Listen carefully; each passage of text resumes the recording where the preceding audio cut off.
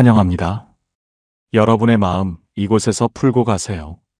어머니, 이제 여기 집 너무 낡았잖아요. 계단도 많고 겨울엔 보일러도 자꾸 고장나고요. 이젠 좀 편한 곳으로 옮기시죠. 딸의 말에 나는 웃었습니다. 야, 이 집이 벌써 40년이야. 내가 초등학교 다닐 때 뛰어놀던 마당도 아직 그대로인데 이걸 어떻게 버리니? 그녀는 조용히 말했다. 그래도 엄마, 이제는 마지막 집을 생각하셔야 할 때 아닌가요? 그 말이 참 낯설게 들렸습니다. 마지막 집, 살아온 세월보다 남은 세월을 헤아려야 한다는 뜻이었죠. 그날 밤 나는 오래된 집 천장을 바라보며 처음으로 이런 생각이 들었습니다. 내가 마지막으로 살 집은 어디여야 할까? 살다 보면 그런 순간이 찾아옵니다. 더 이상 다음 집을 고민하는 게 아니라 이제는 마지막으로 살 집을 정해야 할 때, 그 선택은 단순히 이사 이야기가 아닙니다. 남은 생을 어떤 풍경 속에서 어떤 마음으로 살겠다는 결심이죠.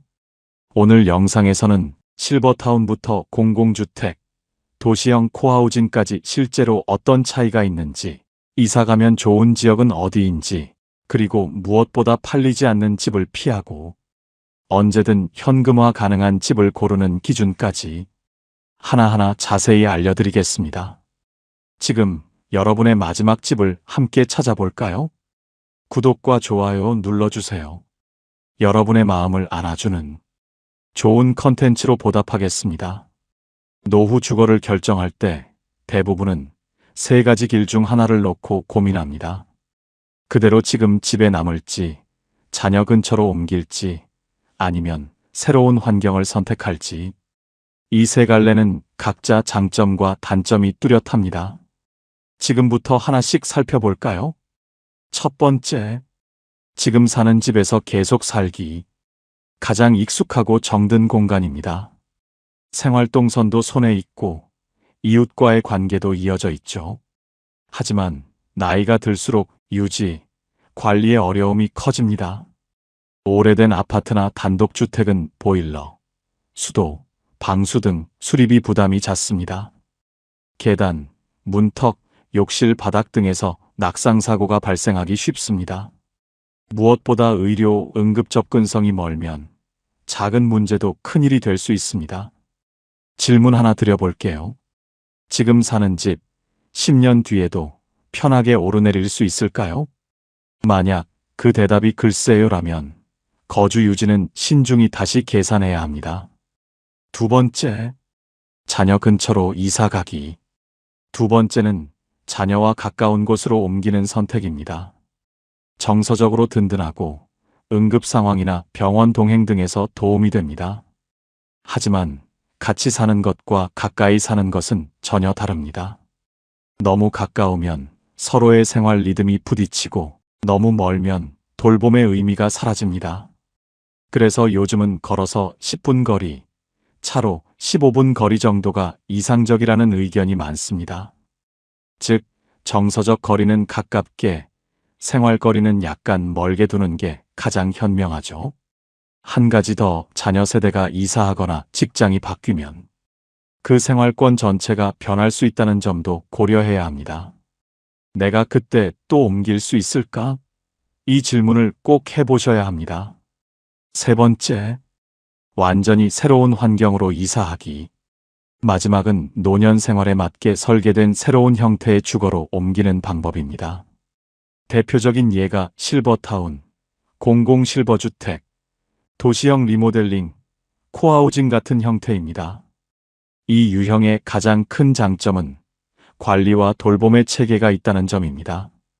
식사 제공, 응급 호출 시스템, 취미 프로그램 등 노년 생활 전반을 고려한 구조죠.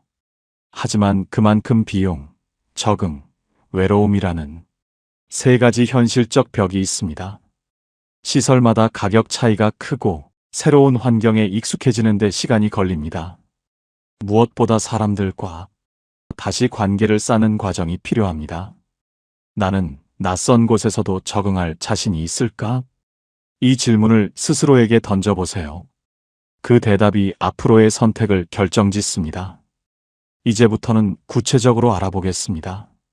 지금 시점에서 우리나라 시니어들이 가장 많이 고민하는 주거 형태는 크게 네 가지입니다. 공공실버주택, 민간실버타운, 전원주택형 귀촌, 그리고 도시형 리모델링 주거. 각각 어떤 특징이 있고 어떤 분께 맞는지 하나씩 살펴볼까요? 1. 공공실버주택. 안정적이지만 자산이 되진 않는다. 공공실버주택은 LH나 지자체가 운영하는 고령자 임대주택입니다. 대상은 보통 65세 이상, 무주택자, 그리고 소득 하위 40%에서 50% 이하. 쉽게 말해 집은 없지만 꾸준히 생활비는 있는 분들을 위한 제도죠. 월세는 5만원에서 12만원 정도, 보증금은 지역별로 200만원에서 1000만원대입니다. 저렴하죠. 그래서 내가 연금으로만 생활하는데 월세 부담이 큰데? 하신다면 이건 충분히 고려할 만합니다. 단, 중요한 건 유동성 제로입니다. 매매가 불가능하고 중간에 팔 수도 없습니다. 즉, 현금화할 수 없는 구조예요. 대신 매달 고정비가 낮으니 살 집은 있지만 큰 돈은 없을 때 좋은 선택입니다. 이런 분께 추천드립니다. 연금, 기초연금으로 기본 생활비는 충당 가능한 분, 의료기관 가까운 지역에서 조용히 살고 싶은 분, 자녀에게 재산을 남기는 것보다 살면서 편안함을 우선하는 분. 이젠 내 이름으로 된 집이 아니라도 괜찮습니다. 매달 걱정 없이 지낼 수 있다면 그게 진짜 내 집이니까요. 이 민간 실버타운. 서비스는 최고 하지만 비용의 벽은 높다. 다음은 민간 실버타운입니다. 노년층 전용 복합 주거시설로 식사, 의료, 문화 프로그램까지 갖춘 호텔형 생활공간이죠. 입주 방식은 보증금형과 월세형으로 나뉩니다. 보증금형은 2억에서 10억 원, 월세형은 보증금 1000만원에서 3000만원 플러스 월 200만원에서 400만원이 일반적입니다. 비싸죠? 그런데도 입주 대기자가 있습니다. 왜일까요? 그만큼 외롭지 않은 노후를 살 수 있기 때문입니다. 매일 밥을 같이 먹을 사람이 있고 프로그램을 통해 친구를 사귀고 응급 상황이 생겨도 24시간 바로 도움을 받을 수 있습니다. 혼자 사는 불안이 확 줄죠. 하지만 여기에도 함정이 있습니다. 바로 보증금 환급 조건입니다. 중도 해약 시 위약금이 크고 일부 시설은 환급률이 70에서 80% 수준이라 나올 때 손해를 보는 경우도 있습니다. 즉, 유동성은 제한적입니다. 그래서 이런 분께는 좋습니다. 재정적으로 여유 있고 혼자보다는 커뮤니티 안에서 생활하고 싶은 분, 건강이 나쁘지 않아 적극적인 생활이 가능한 분. 반대로 이런 분은 조심하셔야 합니다. 연금 수입이 일정하지 않은 분, 당장 건강이 안 좋아서 의료형 실버타운을 고려해야 하는 분, 편안함을 얻는 대신 비용이 늘어나는 건 어쩔 수 없습니다. 결국 중요한 건 내게 진짜 필요한 안정이 무엇인가입니다. 3. 전원주택형 귀촌. 낭만보다 현실을 먼저 계산해야 한다. 전원주택은 많은 분들이 한 번쯤 꿈꾸는 노후의 상징입니다. 공기 맑고 새소리 들리고 마당 있는 삶. 하지만 이건 노후 낭만이지 노후 현실은 아닙니다. 먼저 관리비가 상상을 초월합니다. 겨울엔 난방비, 여름엔 제초, 방역, 관리비. 눈 오면 직접 치워야 하고 보일러 고장나면 바로 수리도 어렵습니다. 그리고 가장 중요한 문제. 팔기 어렵습니다. 수요가 적고 위치가 외곽이면 팔릴 때까지 1년에서 2년은 기본이에요. 즉, 유동성 최하, 매매가 가장 어려운 형태입니다. 이건 정말 냉정하게 판단해야 합니다. 내가 관리할 체력과 여유가 아직 남았는가?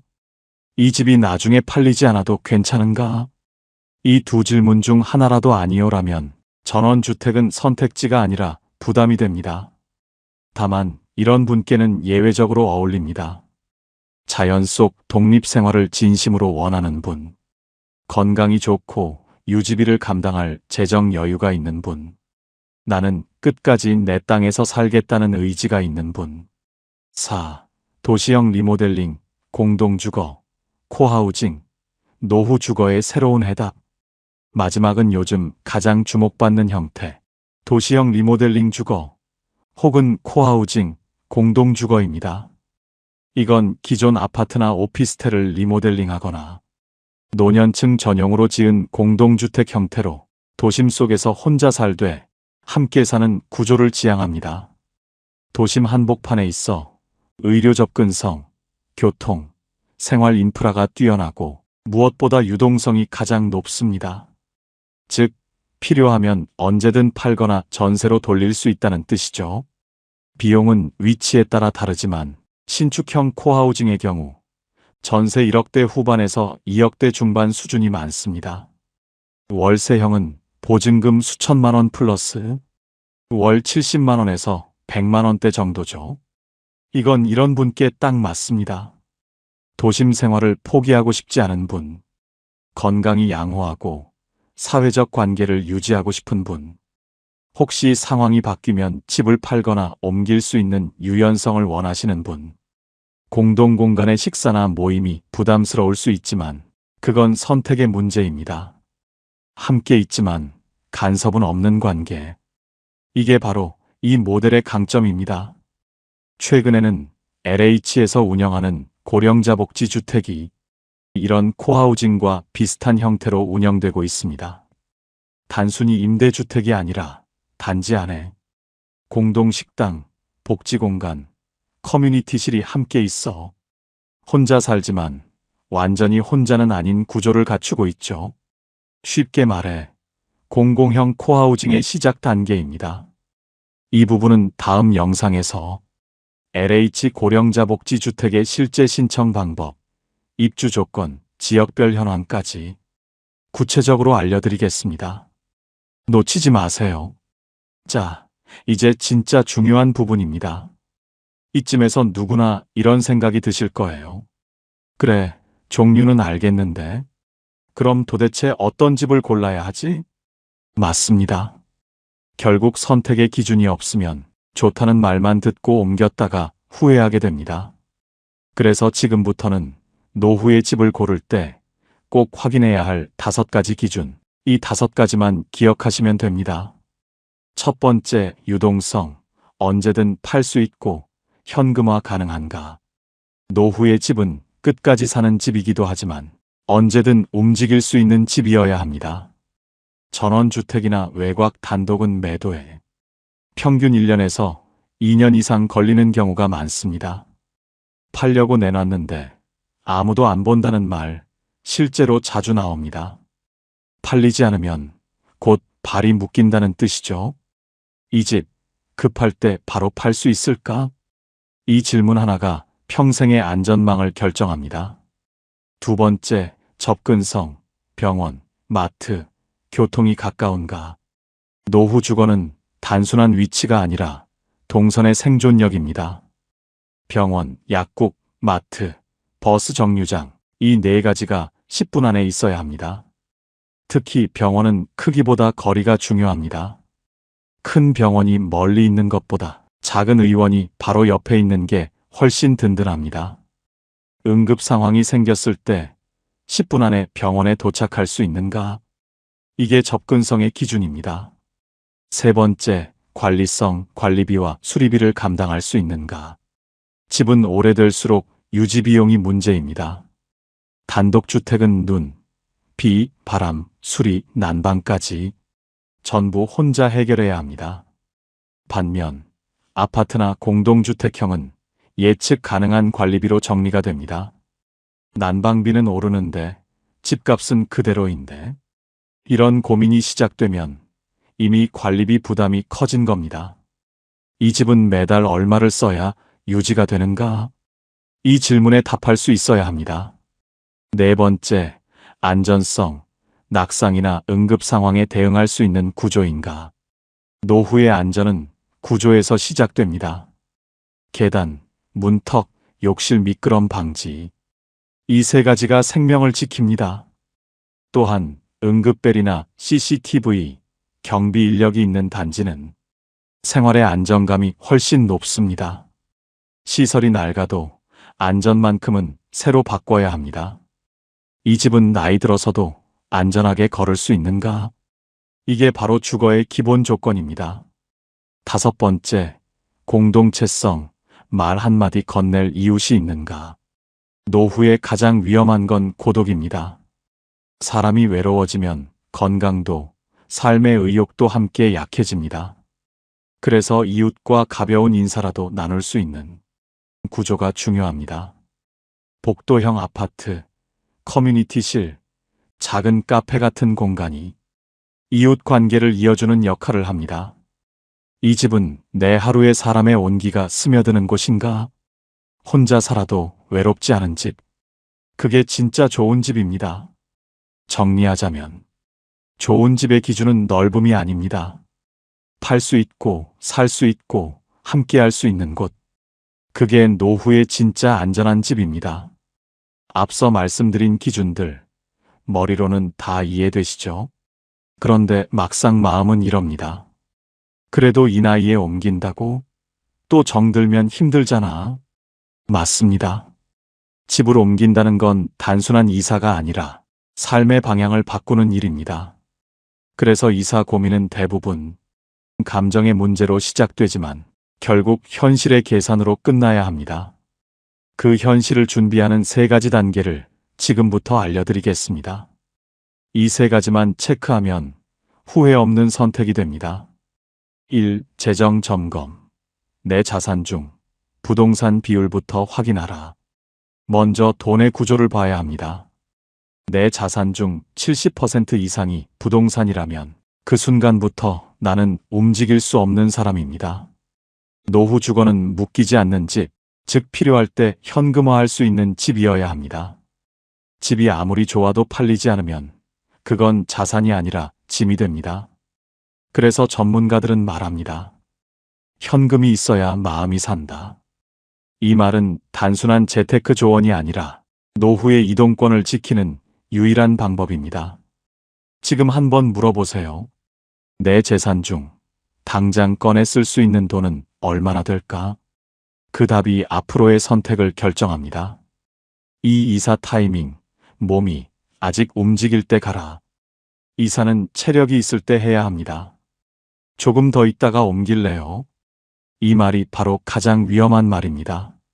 몸이 편할 때 옮기면 새로운 곳에서도 적응이 빠릅니다.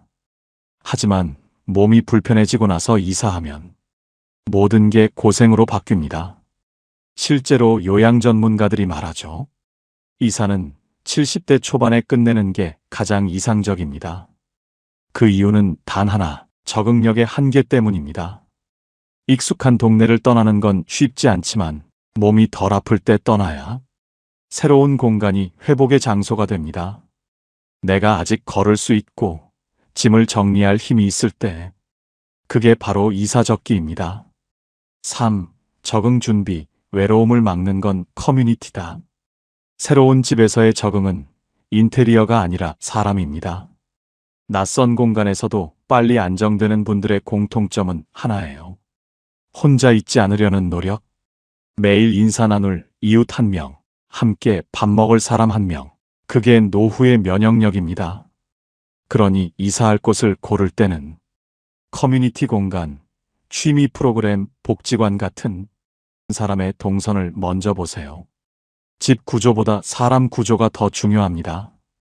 이사 후 내 하루에 누가 스쳐 지나갈까? 그 답이 곧 적응 속도를 결정합니다. 4. 현명한 병행 전략, 실버타운과 공공주택의 조합.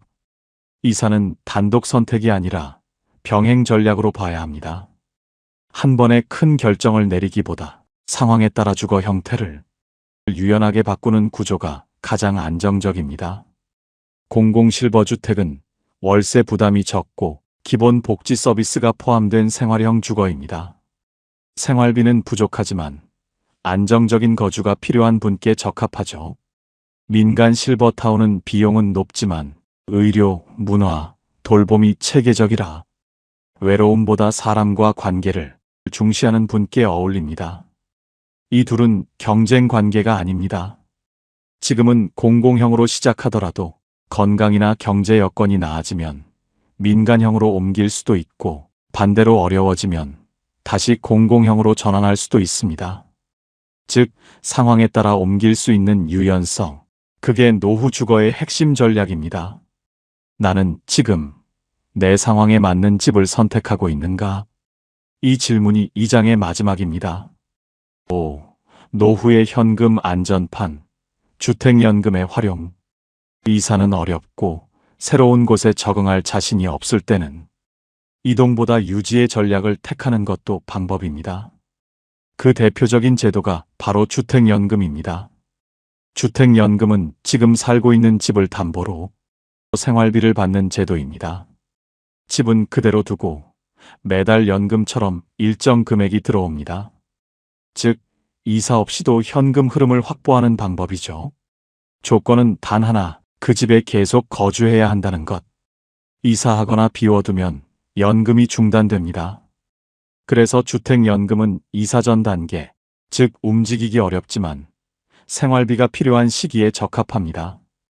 특히 국민연금이나 기초연금과 함께 받으면 고정 수입이 생기기 때문에 갑작스러운 병원비나 생활비 걱정을 줄일 수 있습니다. 내 집은 살고 있지만 내 돈은 갇혀 있진 않은가? 이 질문이 주택연금의 핵심입니다. 그래서 도대체 어디가 좋아요? 이 질문 정말 많이 받습니다. 누구나 노후를 생각할 때 한 번쯤 지도를 펼쳐보죠. 서울 근교일까? 조용한 전원일까? 아니면 완전히 새로운 도시일까?